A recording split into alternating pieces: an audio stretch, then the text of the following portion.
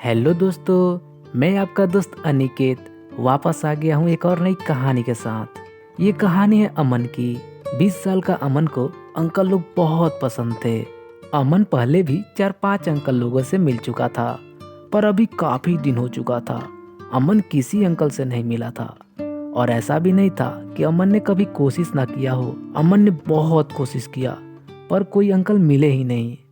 अमन ने फेसबुक पर भी बहुत कोशिश किया, पर आसपास का कोई नहीं मिल रहा था, और जो मिल रहे थे वो काफी दूर दूर के थे। एक दिन फेसबुक पर ही उसे अपने ही एज के एक लड़के से बात होती है। बात हुई तो पता चला कि वो दोनों सेम ही शहर के थे और दोनों अंकल ही ढूंढ रहे थे।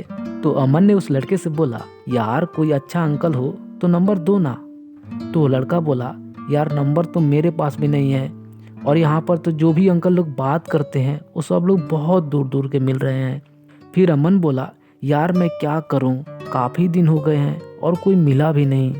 तो उस लड़के ने बताया कि शाम को रेलवे स्टेशन पर जाने से कुछ अंकल लोग मिल जाते हैं। अमन शाम को रेलवे स्टेशन गया और वहाँ वो स्टेशन पर जो बाथरूम था वहीं अगल बगल खड़ा हो गया। अमन दिखने में काफ़ी सुंदर था, और वो जैसे ही खड़ा हुआ उसने नोटिस किया कि वहाँ पर कुछ अंकल भी थे और कुछ लड़के भी थे। वो अमन को घूर घूर कर देख रहे थे और मानो जैसे कि वो इशारों ही इशारों में कुछ कह भी रहे थे। अमन ने देखा कि लोग तो बहुत थे, पर कोई भी अच्छा इंसान नहीं था, और अमन को ऐसा लग रहा था जैसे ये लोग जितने भी लोग हैं ये सब लोग का डेली का यही काम है।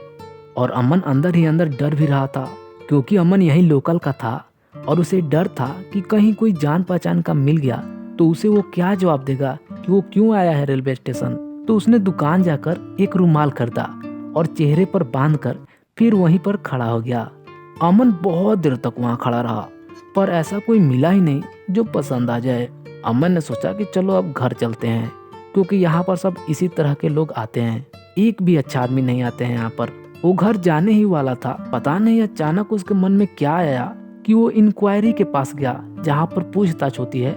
उसने सोचा कि यहाँ भी थोड़ा घूम लेता हूँ। वो वहाँ गया और थोड़ा सा इधर उधर टहल कर और ऐसे ही खड़ा था, तभी उसकी नजर एक अंकल पर पड़ती है। अंकल की उम्र करीब 50 साल होगी और वो अमन को ही देख रहे थे। और कोई कितना भी कह ले कि कैसे पता चलता है कि सामने वाला आदमी भी पसंद कर रहा है, पर ऐसी बात नहीं है। जब दो समलैंगिक लोग एक दूसरे को देखते हैं तो पहचान ही लेते हैं। अंकल को देखते ही अमन को लगा कि हाँ, ऐसे ही अंकल की तो तलाश थी मुझे।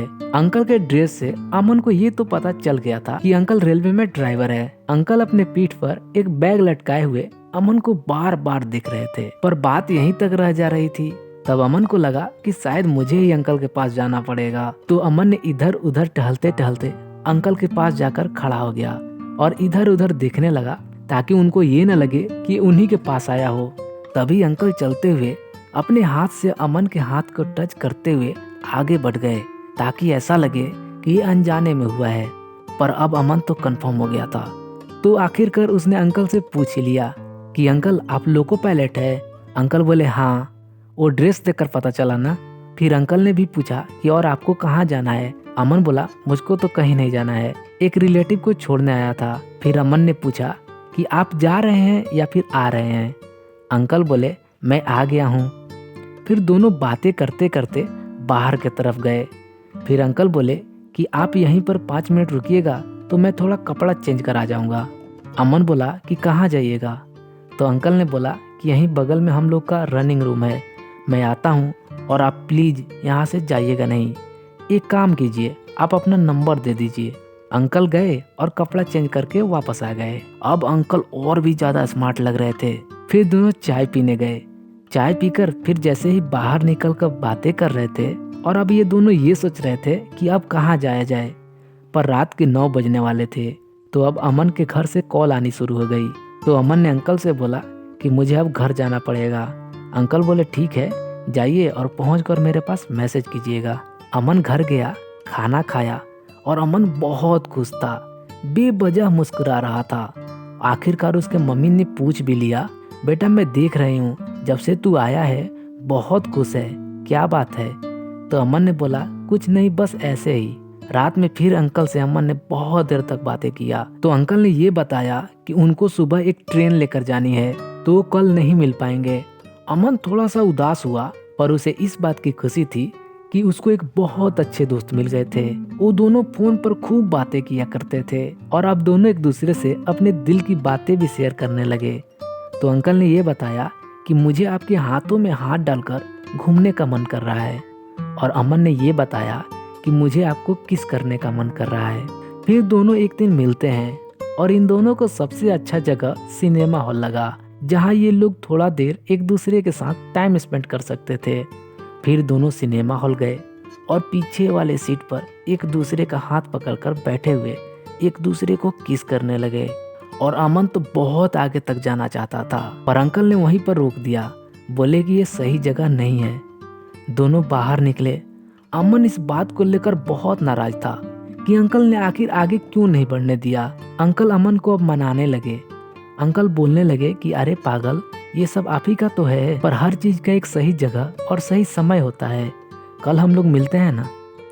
फिर अमन एकदम खुश हो गया और दूसरे दिन सुबह अंकल ने अमन को एक एड्रेस भेजा और एक फ्लैट पर बुलाए। वो फ्लैट उनके किसी दोस्त का था, पर ये चाबी ले लिए थे। बस फिर क्या था, अमन आया और ये दोनों ने खूब मस्ती किया और ऐसे ही इनका रिश्ता चलता रहा। बस दोस्तों, कहानी यहीं पर समाप्त होती है। अगर आपको हमारी ये कहानी पसंद आई हो और अगर आप हमारे इस चैनल को सब्सक्राइब नहीं किए हैं तो कर लीजिए ना। मिलते हैं बहुत ही जल्द एक और